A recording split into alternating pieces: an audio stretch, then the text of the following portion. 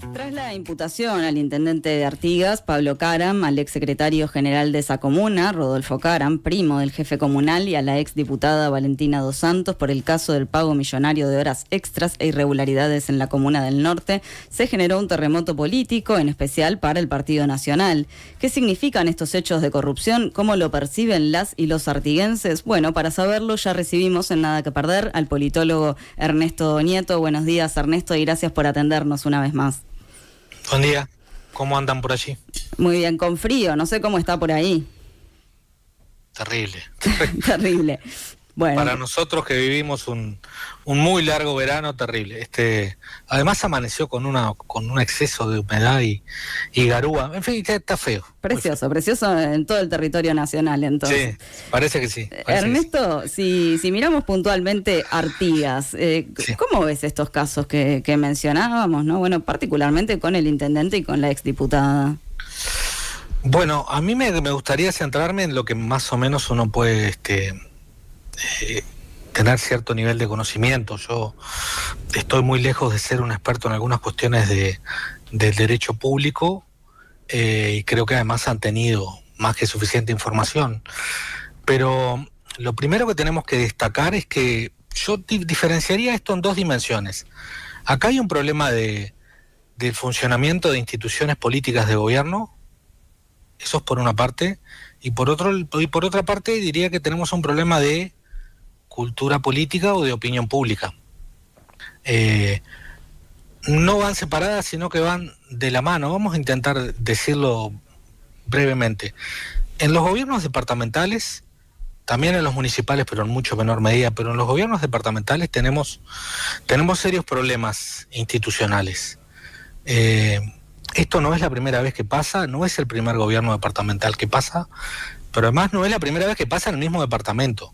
Yo quisiera que todos recordaran que ya tuvimos un intendente que fue Carlos Signorelli, que si bien no fue procesado mientras era intendente, era diputado, fue procesado por delitos cometidos contra la intendencia de Artigas. Es algo así como que, bueno, en Artigas se reiteran situaciones. Si bien en el caso de Caram ahora estos eventos tienen que ver con hechos relativamente recientes, ya en el primer periodo de Caram había muchas denuncias que algunas no llegaron, o la mayoría no llegaron a trámite judicial, pero había muchas denuncias públicas por casos de clientelismo, nepotismo. Prácticamente estaba toda la familia Caram adentro de la estructura de funcionamiento. Entonces, tenemos un serio problema de falta de control en el segundo nivel de gobierno. Es decir, los intendentes literalmente tienen muchísimo poder. Las juntas departamentales, que son el órgano legislativo donde por excelencia se debería poder controlar, y no se controla, entre otras cosas porque hay un problema de diseño institucional. Los intendentes, a diferencia de lo que le pasa al presidente, el presidente tiene un parlamento que se compone por votación proporcional. No tiene necesariamente asegurada una mayoría. Los intendentes la tienen asegurada por la Constitución. El partido del intendente siempre va a tener la mayoría de los ediles. Eso ya coloca las posibilidades de control en una situación de desventaja relevante. Y eso a su vez viene de la mano en muchos territorios del Uruguay de culturas políticas. Cuando decimos culturas políticas decimos la forma en que los ciudadanos entendemos que tenemos nuestro rol frente a los poderes políticos. Es decir, cómo de alguna manera nos sensibilizamos con relación al poder político. Y en muchas partes del Uruguay tenemos todavía esa especie de cultura política patriarcal, donde existe una especie de patriarca, otros le podrán decir señor feudal, que es el intendente, y que prácticamente todo lo puede. Y en realidad hay que llegar a acuerdos, a arreglos con ese patriarca, con ese señor feudal, y el que no lo haga, bueno, se queda por fuera de muchas de las cuestiones, y no tenemos desarrollada una cultura política de vigilancia, de control, de ejercer ciudadanía. Y eso pasa en muchos lugares. Yo ahora estaba recordando que nosotros pudimos hacer investigaciones en algunos momentos muy puntuales en distintos departamentos. ¿Se acuerdan de Bascú en Soriano? Claro. Tenemos otro caso. Bueno, nosotros en Ágora hicimos investigación prácticamente al mismo momento en que Guascú estaba siendo procesado. La aprobación entre los habitantes de Soriano era altísima. Yo así se la pasé a Enzo, tenía una aprobación altísima. Karam, cuando termina el periodo pasado, que ya había muchas denuncias, repito, de esta cuestión del nepotismo y que toda la familia integraba y que había, bueno, situaciones muy extrañas, algunas más o menos vinculadas al clientelismo. Karam no solamente fue reelecto, y el Partido Nacional obtuvo una distancia histórica en Artigas en la última elección departamental, sino que también la aprobación durante el periodo fue en crecimiento, llegó a superar el 60% de aprobación. Me vengo a mi terruño, a Salto, cuando Germán Coutinho fue intendente y pierde la intendencia y para poner en contexto, tenemos situaciones de dejar de pagar a los funcionarios municipales y a proveedores, lo cual generó un déficit y una deuda histórica en Salto. Germán Coutinho no solamente que se fue con una muy alta aprobación, sino que estuvo a punto de ser reelecto. El Frente Amplio gana apenas por 1.000 votos, ¿no? El actual intendente de Lima, cuando gana la primera vez el Frente Amplio, cuando le gana al Partido Colorado, no es la primera vez que el Frente Amplio había ganado en Salto, es la primera vez que Lima gana la intendencia, le gana apenas por 1.000 votos. Es decir, todo esto nos tiene que hacer reflexionar. No es la primera vez, no es la primera vez en Artigas. Tenemos un problema de diseño institucional. Las reglas que nosotros tenemos para el funcionamiento de las intendencias, de los gobiernos departamentales, pero en concreto de la falta de control de las intendencias, tiene muchos agujeros. ¿A qué reglas te referís concretamente, Ernesto? Bueno, básicamente el tema de los controles. El tema de los controles, un intendente y su equipo y su gabinete puede hacer prácticamente lo que quiera. O sea, en el caso de Artigas estamos hablando que la sobrina del intendente, a su vez diputada, prácticamente no iba al Parlamento, alcanza con mirar las inasistencias que ha tenido en el Parlamento, que por suerte esa información es pública, y atendía en una oficina de la Intendencia, y todos los artiguenses vinculados a los medios, entrevistados, te dicen prácticamente, cuando querías hablar con el intendente, primero tenías que hablar con ella. O sea, una sustitución de funciones que es que es muy, no solamente que es muy grosera, sino que es ilegal. Los ciudadanos de Artigas le eligieron para ser representante nacional y para estar en el Parlamento, no para administrar el departamento. Para eso habían elegido a su tío, Karam, ¿no? Entonces, miren, hay un texto que hicimos con algunos colegas, que voy a pasar un chivo, a ver. un libro que salió hace poco, el año pasado, hace relativamente poco tiempo, que se llama La democracia uruguaya ante su espejo. Está coordinado por Fernanda Bioidi y por Adolfo Fito Garcé, pero adentro escribimos, bueno, gente de muchos rubros, sociólogos, politólogos, abogados. Hay un capítulo que se llama Los desafíos de la democracia subnacional. Ahí trabajamos con Antonio Cardarello y yo en el texto, pero también reunimos los comentarios de otro colega, de Martín Freijedo, y hay aportes de algún abogado, y básicamente en ese muy breve texto de 20 y pocas páginas ponemos o intentamos poner sobre el tapete todos los problemas que tiene nuestra democracia subnacional, que son muchos, son de este tipo. O sea, tenemos que llegar a una situación de judicialización extrema, donde cae el intendente, cae el segundo, parece que en la cadena de mando no sé si habrá alguien que esté libre de procesamiento similar, porque no tenemos controles. O sea, se llega a esto porque el sistema político no tiene los controles necesarios para impedir que el Ejecutivo abuse de todas las maneras posibles. Ahora, Ernesto, ¿y cómo podría afectar este caso a las próximas elecciones departamentales y a la carrera política, ¿no? Tanto de Karam como de Valentina Dos Santos. Bueno, yo creo que si esto hubiera ocurrido en un año que no fuera electoral, se hubiera intentado minimizar el daño de todas las maneras posibles. Algo similar ocurrió antes de las elecciones departamentales nacionales y departamentales del ciclo anterior, cuando, repito, en Artigas ya había situaciones muy extrañas, pero como no habían ocurrido en el año electoral, eran menos evidentes. Ahora es en año electoral. Da la impresión que, hablando en términos bélicos, esto es fuego amigo para el Partido Nacional, ¿no?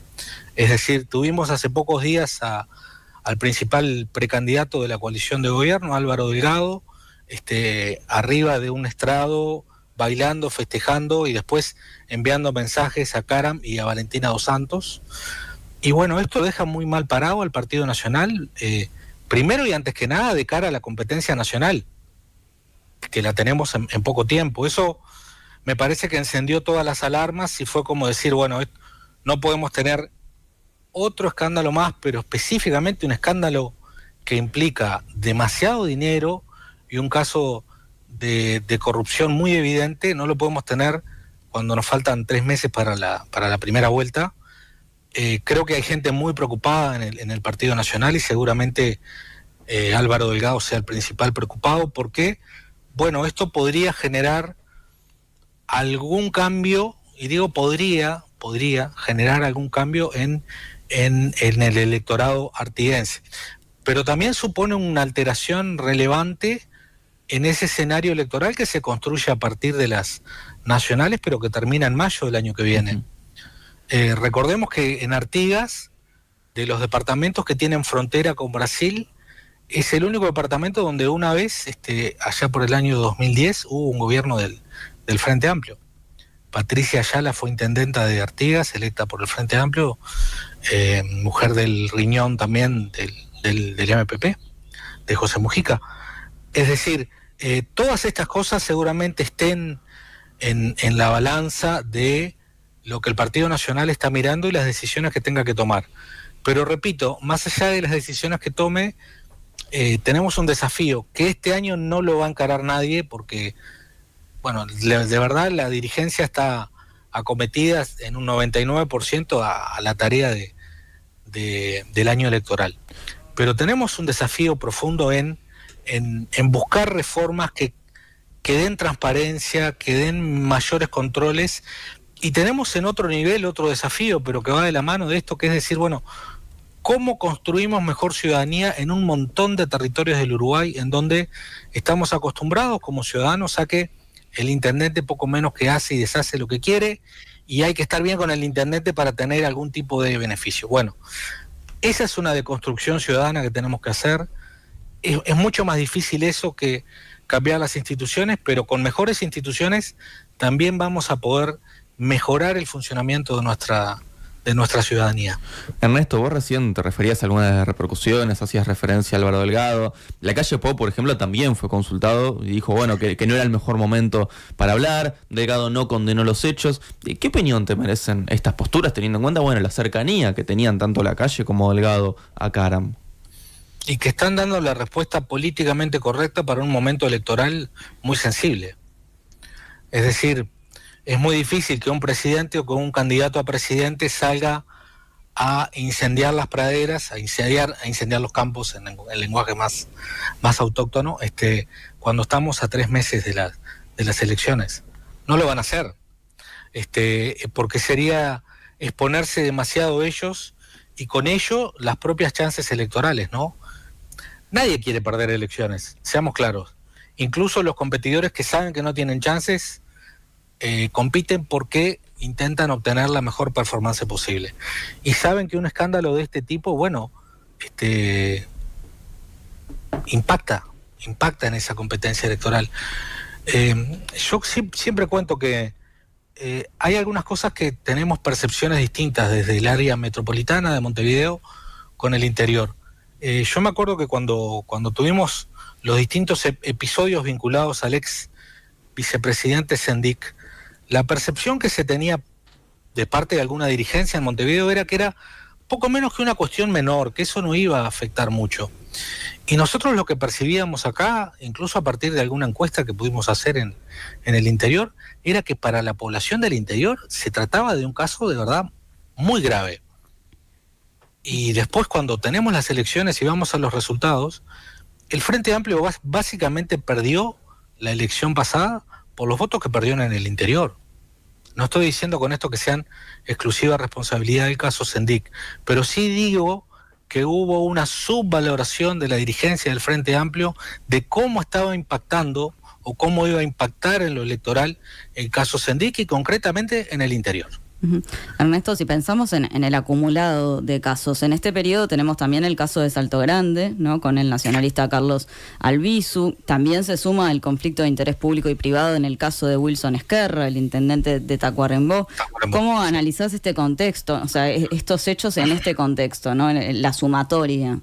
Y que es mucho, que es mucho, y que también me da la impresión que a nivel de la opinión pública se está dando una especie de efecto saturación, ¿no? No sé si como opinión pública tenemos capacidad de absorber la dimensión y la gravedad de todos estos hechos, porque se han producido demasiados. El impacto a largo plazo sobre esto, yo creo que tenemos que mirarlo mucho más allá de quién gana o quién pierda una elección. Tenemos que mirarlo de cómo se deslegitima a la clase política. Y no solamente se deslegitima a la del partido o a la de la coalición que está en el gobierno. No nos podemos asombrar después cuando aparecen outsiders o aparecen fenómenos extremos, que por suerte parece que en Uruguay todavía los tenemos bastante lejos, pero pensándolo en términos de sistema y a largo plazo, bueno, nosotros tenemos datos del Latinobarómetro. Los uruguayos en realidad no estamos pasando por un momento de gran confianza hacia nuestra dirigencia. Tenemos más confianza en otras instituciones que en el Parlamento.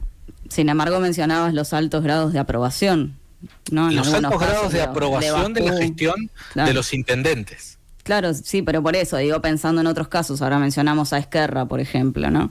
Sí. En realidad, si eso debería afectar o si también puede tener una alta aprobación. Lo que pasa es que la aprobación se relaciona con esa dimensión ciudadana, en donde en realidad tenemos esa pata de cultura política ciudadana muy débil, que ve como algo natural que un intendente puede hacer cualquier cosa. Y esos son fenómenos bastante del interior y departamentales.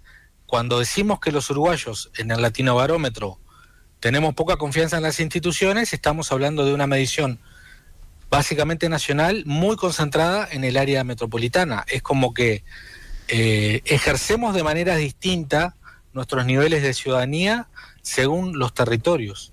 Claramente las fronteras con Brasil parecen tener un esquema de cultura política, frontera con Brasil de tierra y lugares cercanos, ¿no? Parecen que tuvieran un esquema bastante distinto al que tenemos en otras partes, incluso el esquema que tenemos en el litoral extendido, ¿no? Desde de nuestra frontera del río Uruguay con Argentina, ¿no? Si tomamos Salto, Paysandú, Río Negro, Soriano, Colonia, también parece que tuviéramos allí otra modalidad. Hay una especie de agenda abierta que estamos construyendo en Uruguay para estudiar lo subnacional. Estas cuestiones no escapan. Hay muchos colegas que han hecho bastante investigación, pero a mí me parece que lo principal que tengamos en cuenta es que ¿qué nos está pasando? Que estas cuestiones se repiten, ¿no? Y se repiten sobre todo en lo subnacional. Es cierto, a nivel nacional también ha habido casos, escándalos y demás, pero ¿por qué en todos los periodos de gobierno, en algún departamento o en más de uno, tenemos situaciones de este tipo? Bueno, algunas llegan a casos de procesamiento, otros no.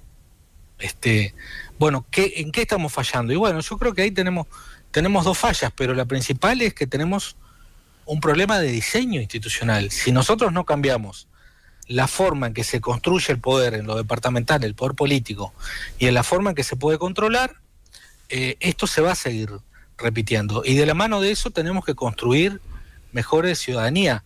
Ahora, no podemos pedir que los políticos se hagan trampa y que vayan contra sus intereses. Para los intendentes y para las dirigencias locales, este sistema le funciona muy bien. ¿Por qué? Porque les da mucho poder. Los intendentes de verdad tienen mucho poder. Alguna vez un abogado constitucionalista dijo, y está escrito por ahí, miren, cuando comparamos, un intendente a veces tiene hasta más poder que un presidente en su territorio. Y es verdad.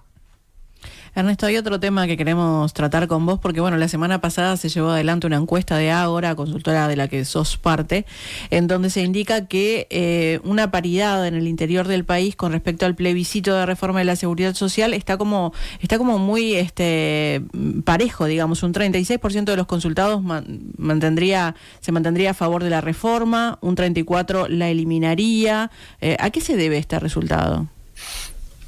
Bueno, ahí lo primero una cuestión un poquito metodológica. Ahí nosotros recogimos muchos datos, como el informe está en la página de Ágora. Es una encuesta de más de 1.800 datos que recogimos entre mayo y junio y en territorios muy diversos, con una particularidad que es el interior. No está ni Montevideo ni Canelones.